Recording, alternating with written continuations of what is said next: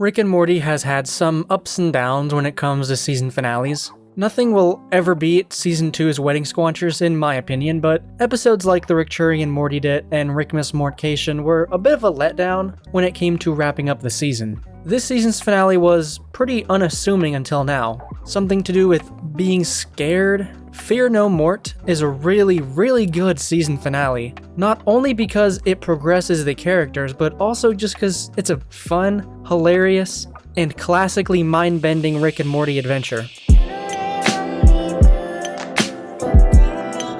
So in this episode, Rick and Morty aren't scared of anything anymore. They've seen everything there is to see, and that does make sense, even for Morty's character, who's come a long way from being the voice of the audience, the anxious one, the wide-eyed teenager. He's sort of just a Rick Jr. at this point. So they meet this mysterious salesman who tells them of the fear hole, the scariest thing in the universe. And the plot of this episode revolves around Rick and Morty jumping into this hole and facing their greatest inner fears. Now what I just said was a little inaccurate, and I know there's already comments telling me it is, but that's on purpose because there's a lot of twists and turns in this finale and I don't want to give them away. You never really know when Rick and Morty have truly escaped the hole, or who's even in the hole currently. It's a great twisty story that keeps you guessing, and isn't that what we all love about Rick and Morty? The episodes that keep the audience guessing what's real and what isn't. Like the Parasite episode, well, it was pretty easy to tell who was real and who wasn't. They don't necessarily do that,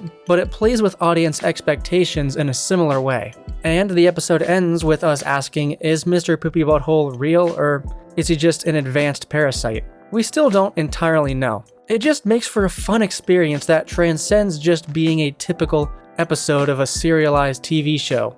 It becomes like a game that the episode plays with the audience. We're trying to figure out what's real, what isn't, what's important, what's not. It's really fun. Not just the story, but the comedy is also great in this episode. This season's been kind of up and down in terms of comedy. Some episodes are hilarious, 10 out of 10 bangers, and some are just dead in the water. I don't know what's going on. Maybe it's the writers working on specific episodes, different groups of writers. Who knows? This episode is fantastic. The fact that the fear hole is just in a Denny's bathroom, which you'd expect Rick and Morty to just punch down on, but then they subvert that expectation with the ensuing argument in favor of Denny's actually being a pretty nice place to eat. You have Morty doing the most embarrassing things to try and break out of the hole. That was a fun montage. I enjoyed that. Whatever this was. Okay, we're clearly still in the hole. That's exactly what I was thinking. You never left the hole, and part of the hole is thinking you left the hole, and then it can really dig into you. Because you can't really be scared of anything if you know you're still in the hole. And Rick's face when Diane entered the room was just priceless. Some animator really had fun getting that face just right. And speaking of which, I almost forgot the whole thing of this episode, Diane. She's gonna be on every single thumbnail, and for good reason. Because I don't think anybody had this on their bingo card. Part of me really did want to believe this was a real Diane, just so we could add another character to the roster and a new facet to the family dynamic, which we haven't seen a lot of this season, come to think of it. The family's been kind of out of the picture, and it's just been Rick actually, not even a lot of Morty. So adding her would be pretty interesting for at least a few episodes. And I appreciate Rick's back and forth with her. It's very, I really want to get attached, but I know you're probably not real, so I don't want to get too close.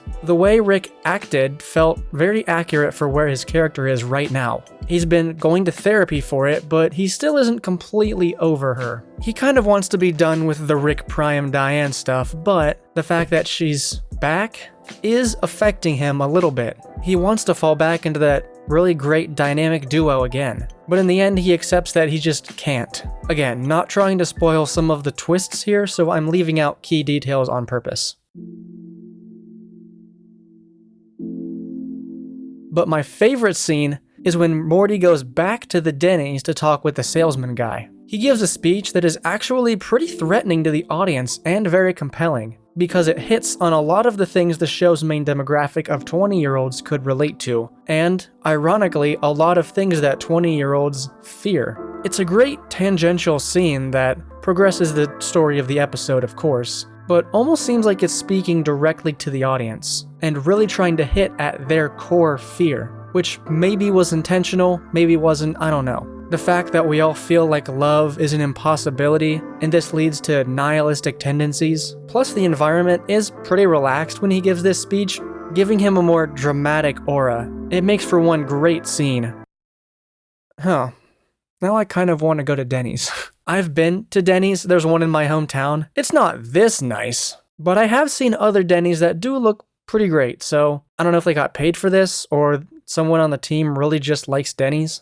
Like Rick said, it's genuinely a decent chain and provides a good service when you're working late and you want something starchy. I'm not being sponsored by Denny's, it's just, I don't know, I liked the bit, I guess. So what makes this episode a great season finale? I've said a lot about what I've liked, but I don't think any of it really gets to the core of why this episode is going to become one of the new classics. It's not only because it's just a fantastically written and voiced episode in basically every department, but also because I think it's the first episode in a while that feels like the paradigm shift it introduces just might have some staying power moving forward. You know, this season we've seen Rick actually begin to open up a bit and deal with his traumatic past, an idea supported by the episode's ending. It's great to watch his nihilism wear down a bit, and we can see him start to enjoy life just a little bit more. Appreciate the small moments. Maybe it's just me, there's something so satisfying about watching characters like Rick become more optimistic. I think in general, a lot of the Gen Z population is going to develop this nihilistic tendency because of the perceived state of the world. And you can really feel the show taking some responsibility with the complex character that is Rick Sanchez. He's going to therapy, he's talking things out, and he's not perfect, not by a long shot,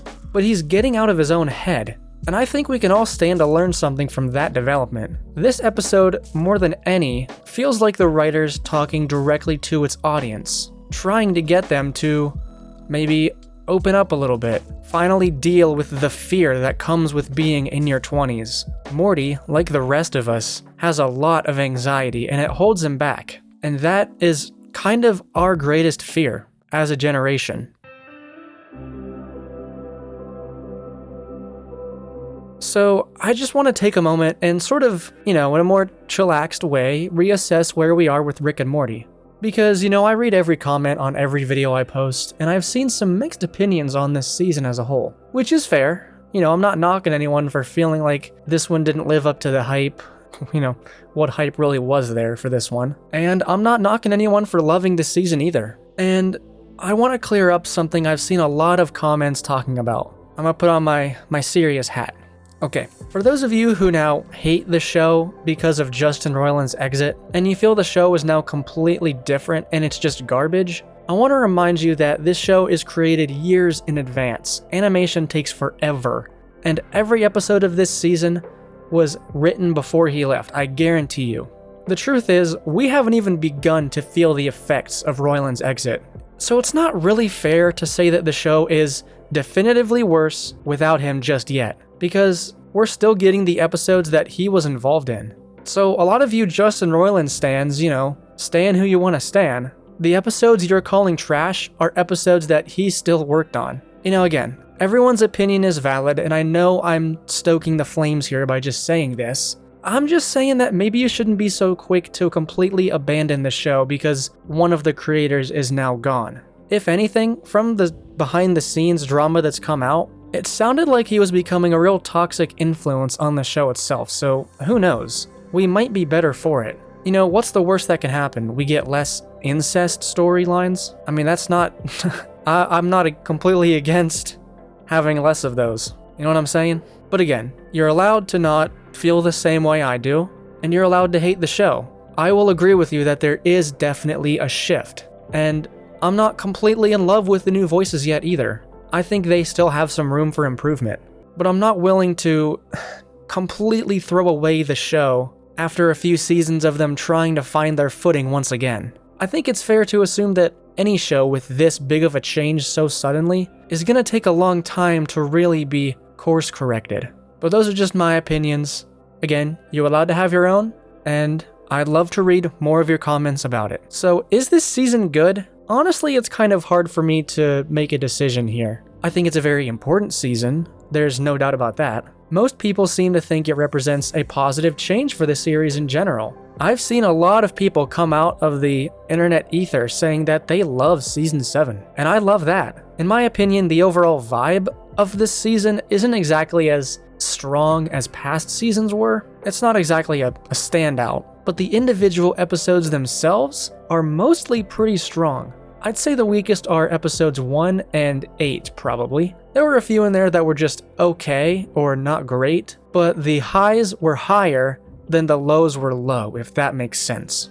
So overall, I think this season was pretty good, and the Jarek trap is still might be my favorite episode of the show overall. A lot of the episodes in this season have staying power, and you know what I just realized while reading this script? Almost none of the episodes this season have had a lot of meta humor. I think that was a hard left turn the show took after season 5 maybe, when the finale of that season was awesome, but it really leaned into the meta, the show like kicking itself. And that was just sad to watch. It's like watching a puppy get shot. Like no one wants to watch a show that hates itself. And I think they realized that, and now they're just allowed to have a lot more fun. I think the next few seasons are going to have some of the most fantastic adventures we've ever seen Rick and Morty go through. Now the creators can just chill out and write some of their favorite episodes. Or maybe not. Maybe the show will just pull a Simpsons and just degrade for years and years on end. Could very well happen, but I don't know. Like Rick, I'm trying to be more of an optimist. So maybe we don't completely abandon the show just yet. Oh, and the new Rick and Morty anime looks pretty fun. We got a preview of it during the commercial break, and what a perfect time to show us this. A time where adult animation is not in a great place. Getting something like Rick and Morty the anime, something that looks pretty promising actually, is great news. So, in the end, I want to hear what you guys thought of this episode, and this season in general. Again, I've seen a lot of mixed reactions to this season, but a lot of them, I'd say the majority, are pretty positive. Are you part of the group that thinks the show is dead forever, which you're allowed to think, or are you still enjoying the ride? You know, in the end, I hope that this show can give writers some good jobs, a stable job, and they're doing a pretty good bang-up job at writing the show right now. I think the comedy is still pretty strong. I think the episode concepts are still pretty strong. Maybe not as strong as seasons 1 and 2, but the show is fundamentally different. It's a different decade now, and you can't expect it to stay the same forever. I don't think they need to be more like season 1 or 2 at all. I think it just needs to be its own thing. Rick and Morty representing our generation and the cultural shift it's going through. But anyway, that's enough philosophy for one video. My name is Candles, and I will see you in the next video.